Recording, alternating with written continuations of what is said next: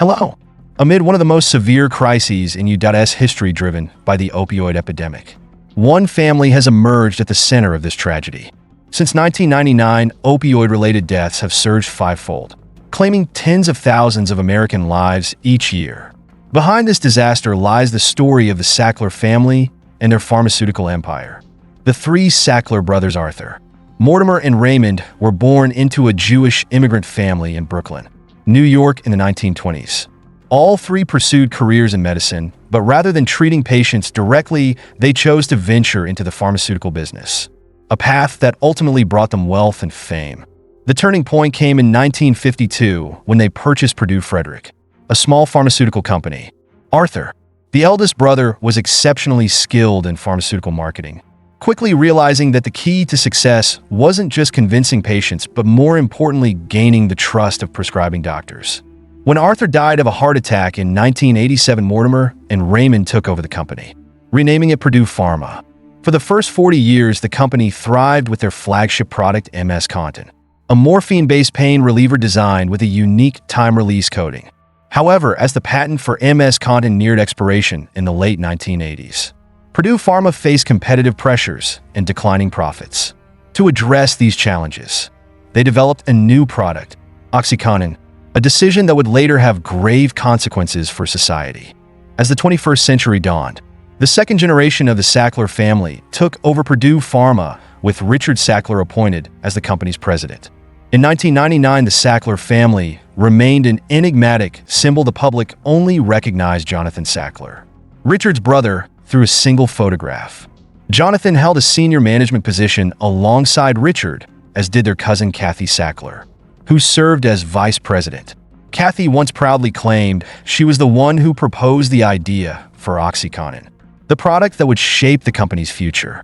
Over time, other members of the family joined the pharmaceutical empire one by one. When OxyContin was introduced to the market, it was promoted as a groundbreaking pharmaceutical advance, advertised as superior to any other painkiller available. The main component of OxyContin, oxycodone, is a semi-synthetic opioid with twice the potency of morphine. Oxycodone belongs to a class of drugs that works similarly to morphine, effectively blocking intense, prolonged pain throughout the body. Typically, doctors prescribed opioids for complex surgeries or late-stage cancer patients. However, in cases where standard pain relievers like ibuprofen were no longer effective, opioids were also considered. Dr. Andrew Kolodny, Chief Medical Officer of the Opioid Research Group at Brandeis University, Massachusetts, and President of the Physicians for Responsible Opioid Prescribing, once noted that beyond its pain-relieving effects, opioids could reduce anxiety and induce a sense of relaxation. The euphoria and the pleasant sensations that opioids induce make them particularly prone to abuse and lead to addiction very quickly. Purdue Pharma claimed it had overcome these risks in OxyContin by using a unique formulation technology. Similar to OxyContin, OxyContin was coated with a special layer to release the active ingredient gradually into the bloodstream, extending pain relief for up to 12 hours and supposedly reducing the addiction risk by controlling the high effect. OxyContin was marketed as a safer, superior alternative to other painkillers on the market. However, these claims were later proven to be entirely false. Far from being safe, OxyContin carried hidden, deadly dangers. The U.S. Food and Drug Administration, FDA, plays a critical role in regulating and approving medications before they reach the market and ideally should have identified Purdue Pharma's misleading claims about OxyContin. However, a suspicious detail emerged.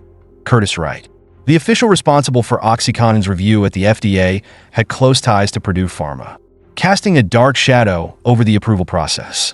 In 1995, the FDA not only approved OxyContin, but also allowed the company to promote it as having a low addiction risk. Notably, just 1 year after OxyContin's approval, Curtis Wright left the FDA to join Purdue Pharma with a $400,000 annual salary, 3 times his previous income. Thanks to this approval, OxyContin officially launched in 1996, rapidly filling pharmacy shelves and reaching hundreds of thousands of Americans. Purdue's marketing strategy for OxyContin was highly sophisticated. Instead of targeting consumers directly, Purdue focused on physicians, the gatekeepers who could prescribe the drug.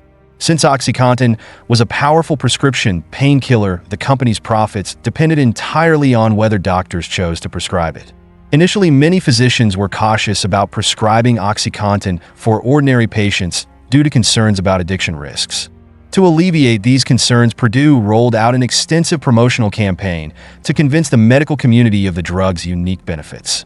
In 1998, Purdue released a promotional video titled "I Got My Life Back," which was sent to 15,000 doctors. The video depicted patients who were freed from pain thanks to OxyContin and dismissed concerns about opioid addiction, framing them as unfounded misconceptions. In reality, Purdue's scientific basis was highly questionable. They cited a brief letter published in the New England Journal of Medicine in 1980, in which Dr. Herschel Jick and a graduate student Jane Porter reported that among nearly 12,000 hospitalized patients treated with opioids, only 4 developed addiction. However, this study had significant limitations as it focused solely on hospitalized patients under close medical supervision, which didn't represent typical opioid use in real-world conditions.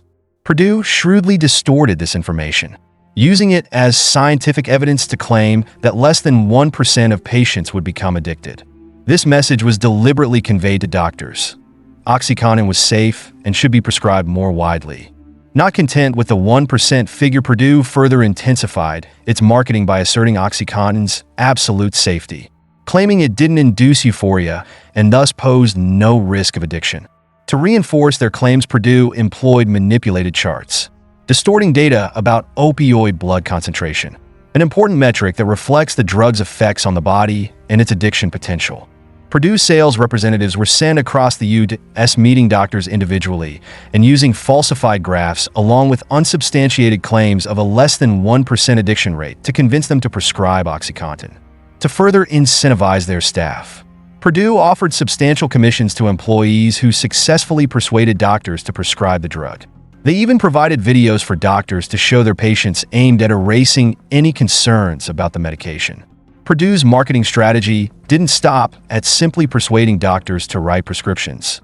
Once patients were prescribed OxyContin, they implemented sophisticated tactics to maintain and increase the drug's consumption. One prime example was a coupon program for the first 5 OxyContin prescriptions. Although promoted as a financial aid policy, it was actually a strategy to foster long-term dependency on the drug. Internal Purdue documents exposed this objective, noting that 39% of patients continued using OxyContin after 90 days due to the discount offer. The result of these marketing efforts was a staggering surge in OxyContin prescriptions, initially numbering 670,000, with growth reaching unprecedented levels. By 1997, just 5 years after its release, OxyContin prescriptions had increased nearly tenfold. As the market expanded, Purdue Pharma continued to introduce versions of OxyContin in increasingly higher doses. Initially offered in 10 milligrams tablets, the company later released 20, 30, 40, 60, 80, and even 160 milligrams options, a particularly dangerous concentration. As the 2000s began, OxyContin's remarkable success caught the attention of other pharmaceutical companies. Recognizing the enormous profit potential in the opioid market, pharmaceutical giants joined the race. The revenue generated by the opioid industry skyrocketed from $6.1 billion in 2006 to $8.5 billion in 2012. Notably, 2012 marked a peak in opioid prescriptions in the U.S. with a staggering 255 million prescriptions, equivalent to more than 80% of the American population receiving an opioid prescription within a single year. The result of this explosion was a nation awash in potent painkillers.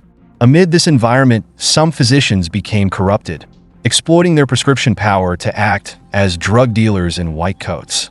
Interstate opioid smuggling networks emerged and flourished to such an extent that criminals dubbed them the Blue Highway, a reference to the light blue hue of the sought-after pills circulating in the black market. Perhaps most alarming was the indifference of regulatory agencies. Both the FDA and government authorities at various levels appeared either powerless or lacking in commitment to controlling the situation. No effective intervention was launched to shield the public from the opioid wave, which gradually grew into a public health disaster. The regulatory and oversight failures left severe, far-reaching consequences for American society. Opioids possess extremely potent and fast-acting addictive properties, altering brain receptors in a way that fosters severe dependency. When people attempt to stop using opioids, they face harsh withdrawal symptoms, and continued use often leads to overdose, heart failure, and death. With OxyContin in particular, the pill's coating could be easily broken, releasing the active ingredient more rapidly and powerfully, which heightened the risks of addiction and overdose. In the early 2000s, drug-related deaths in the U.S. began to spike, with many cases directly linked to OxyContin. Although doctors and politicians were quick to notice this alarming trend, but it wasn't until 2010 that the first control measures were enacted. New regulations were introduced to limit access to prescription opioids, including 2 national guidelines on high-dose opioid prescriptions alongside price adjustments for the medication. Purdue Pharma responded by improving the drug formulation, making it more difficult to break the pill's coating. However, these efforts came too late. By then, a large number of Americans had already fallen into the grip of opioid addiction. As access to prescription drugs became harder and more expensive, many people turned to heroin, a cheaper but stronger and more dangerous alternative. As a result, heroin overdose deaths surged, increasing by 286% from 2002 to 2013, further exacerbating the crisis. In the 2010s, the arrival of fentanyl, a synthetic opioid that is 50 to 100 times more potent than heroin, worsened the drug crisis. Fentanyl was often mixed with other drugs such as cocaine and heroin, increasing their potency without the user's knowledge, leading to a greater risk of overdose. Just a small dose of fentanyl could be lethal, creating a terrifying danger.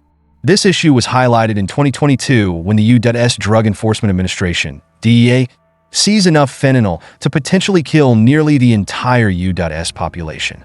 The opioid crisis has claimed the lives of more than 500,000 Americans, particularly devastating the southeastern states. In these areas, nearly everyone knows someone who has died from opioids. Currently, the U.S. leads the world in per capita opioid consumption, far outpacing other countries at an alarming rate. All of these tragedies can be traced back to one source: the Sackler family and OxyContin, the drug that opened the door to America's opioid disaster. According to Fox News, OxyContin has generated $35 billion for Purdue Pharma since its launch, making the Sackler family one of the wealthiest in U.S., with an estimated net worth of $11 billion. For decades, the Sacklers built a reputation as major philanthropists, donating to prestigious museums and universities. Their name appeared on cultural and educational landmarks, from the Louvre Museum to Harvard University's Sackler Museum of Art. In 2007, when Purdue Pharma was first brought to court for deceptive marketing campaigns, the Sackler family skillfully kept their names out of the lawsuit. Although the company pleaded guilty and paid a $634 million fine, the family members faced no legal charges. In reality, they had known about the high addiction potential of OxyContin even before the drug was approved. Richard Sackler, the CEO of Purdue Pharma, likely became aware of the drug's abuse potential within the first year of its release. By 2000, the company had detailed reports about the growing issue, but instead of adjusting the product, Richard Sackler chose to blame the addicts. This lack of responsibility was evident in a 2001 internal email from Richard, where he emphasized that the company needed to find a way to blame the abusers of OxyContin, calling them immoral criminals and the real problem. The coldness and unethical behavior of Purdue Pharma's leadership in dealing with the consequences of their product continued to be exposed. Today, Purdue faces over 2,000 lawsuits related to OxyContin and its role in the opioid crisis. Under public and legal pressure, Sackler family members were finally forced to testify. Richard Sackler claimed to have no memory of anything from the several hours of questioning. His son David Sackler continued to defend OxyContin, while Curtis Wright, the creator of OxyContin, stated that he felt no remorse. Some family members even created a website to seek public support in an attempt to salvage their tarnished reputations. In 2020, Purdue Pharma once again pleaded guilty and reached a settlement with the court. The Sackler family agreed to pay $6 billion in damages for the opioid crisis, and the company was ordered to be dissolved. In return, the Sackler family was granted immunity from future lawsuits. However, their immense wealth remained intact thanks to their decision to withdraw $10 billion from Purdue Pharma in 2008. ensuring their fortune remained largely unaffected. By 2018, the Sackler family was facing mounting pressure from a series of lawsuits related to the distribution and marketing of OxyContin. This led to Purdue Pharma filing for bankruptcy in September 2019. While they still held on to their massive fortune, but the Sackler family's reputation was irreparably damaged. The name Sackler was now associated with the pain and loss of hundreds of thousands of Americans. In March 2019, many prestigious museums began removing the Sackler name from their galleries and rejecting donations from the family, marking the complete downfall of a once-admired empire. The opioid crisis and the Sackler family's role in it have been depicted in influential cultural works. Notably, Patrick Radden-Keefe's investigative book Empire of Pain and the TV series Dopesick have exposed the details of one of the most significant medical tragedies in U.S. history. This tragedy stemmed from the insatiable greed of a billionaire family as OxyContin was aggressively marketed not for genuine medical needs, but simply because the Sacklers wanted to expand their already enormous wealth.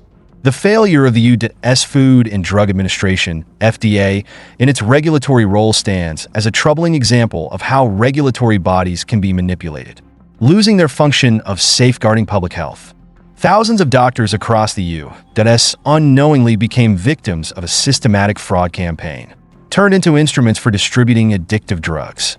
OxyContin pulled countless Americans into the whirlpool of opioid addiction, and as prescription drug supplies were tightened, society witnessed an alarming shift as addicts turned to the black market, with even more catastrophic consequences.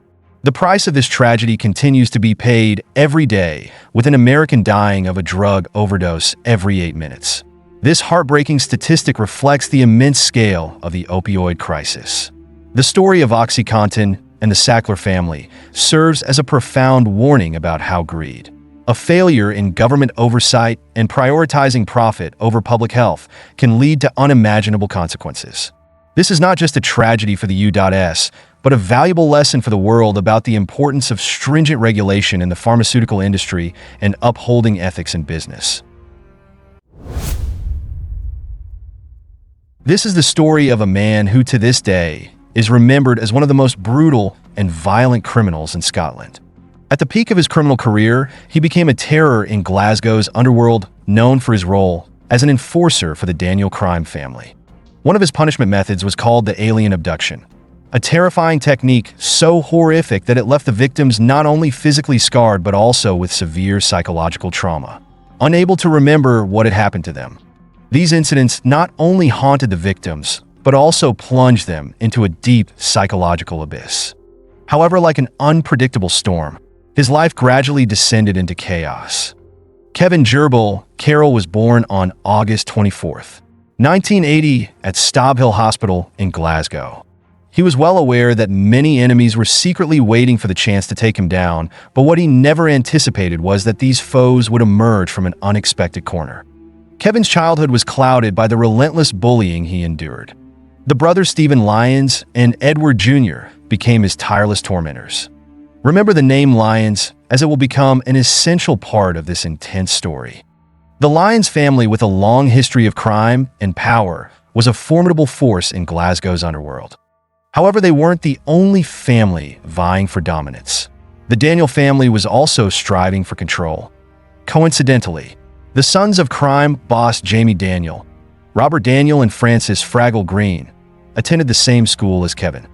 The three boys quickly became close friends, and soon after Kevin found himself deeply immersed in the criminal world. His cousin gave him the nickname Gerbil, inspired by the cartoon character Kevin the Gerbil, and the name quickly became well known within the family. As the friendship between the three deepened, Kevin became entangled in the conflict between the Daniel and Lyons families, a feud marked by betrayal and hatred like sharp blades. By the time he reached his teenage years, Kevin had become well known to the police, and at the age of 19, he was jailed for 3 months for car theft. It wasn't long before Kevin moved on to a more lucrative form of crime, sinking deeper into the underworld. In the world of drug trafficking and enforcing the rules for the Daniel family, Kevin proved himself to be a fearless and ruthless figure. He quickly stood out with his signature style of attack known as alien abduction.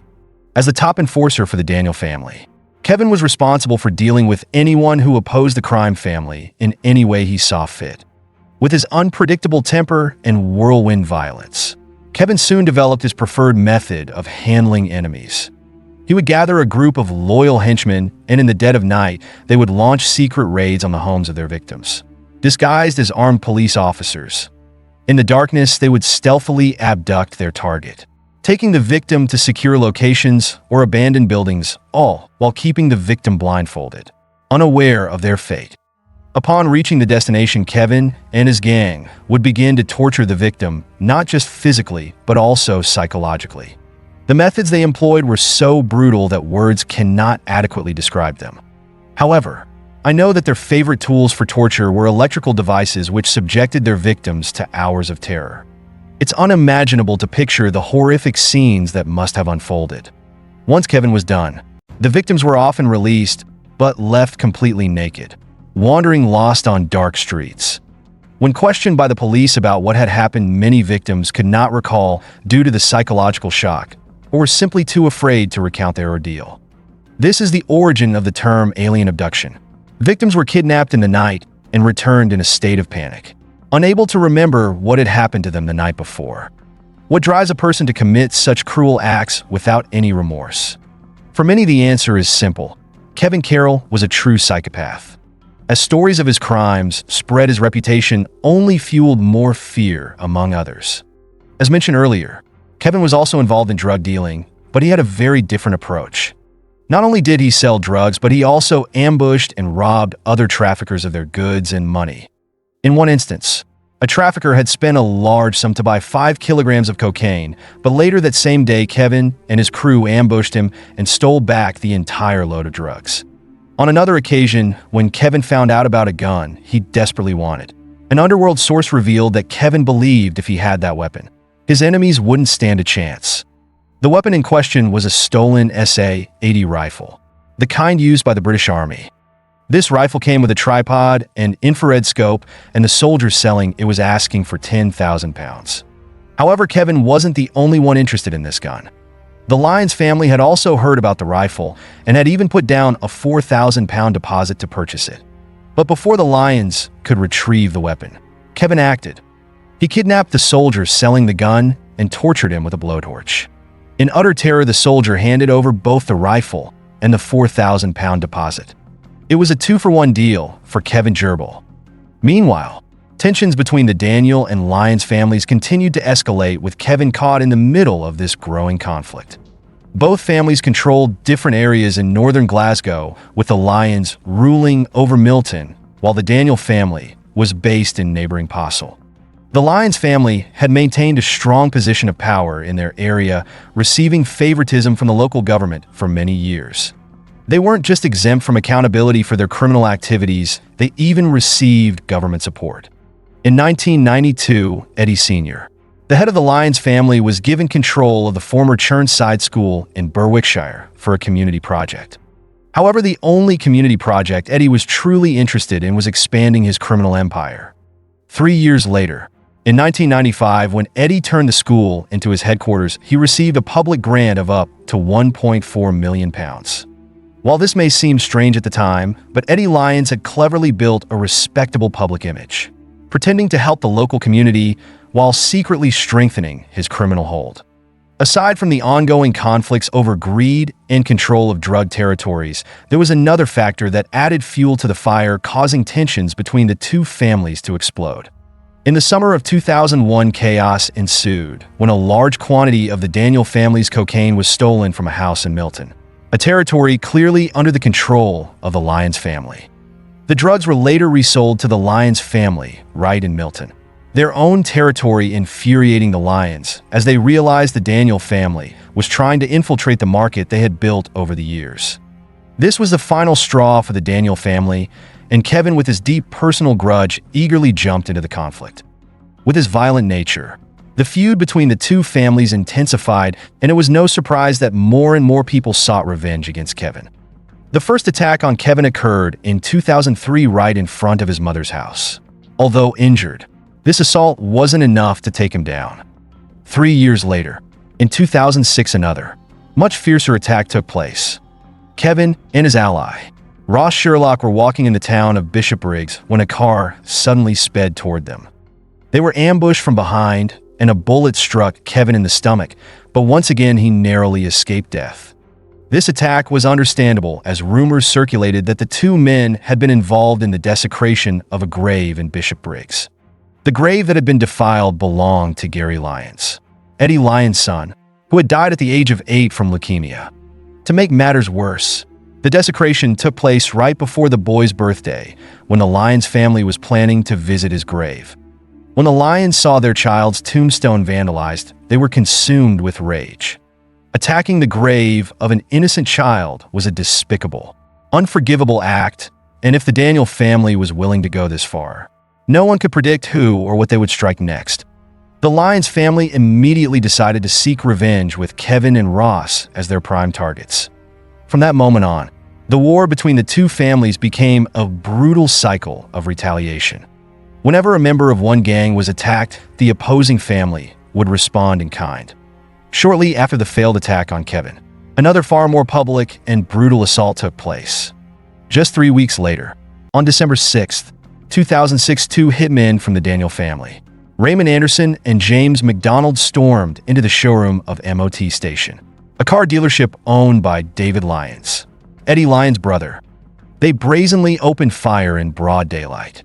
Within minutes, David's 21-year-old nephew, Michael Lyons, lay motionless on the floor, while his cousin, Stephen Lyons, was gravely injured along with several others. Both Daniel family hitmen were eventually caught and sentenced to 35 years in prison. Though the attackers were apprehended, but everyone knew the Lyons family wouldn't forgive so easily. The conflict continued to simmer for the next 4 years. Then came January 13th, 2010, a fateful Friday. Kevin had planned a meeting with someone in the parking lot of the Asda supermarket in Royston, Glasgow. He sat in the back seat of a black Audi A3 while his two associates were in the front. Unarmed and unsuspecting, they had no inkling of the danger they were about to face. Kevin appeared relaxed, unprepared for the violence to come. Suddenly, everything happened in a flash. At 1:23 p.m., the busy parking lot became a scene of chaos as a Volkswagen Golf sped toward Kevin's Audi, blocking its path. Things quickly spiraled out of control. Two men jumped out of the Volkswagen and without hesitation opened fire on the Audi, sending shockwaves through the area as gunshots rang out, causing panic among bystanders. The two men in the front seats managed to escape the car, but Kevin wasn't as lucky. He was hit by at least 5 bullets, with a total of 13 rounds fired into the vehicle.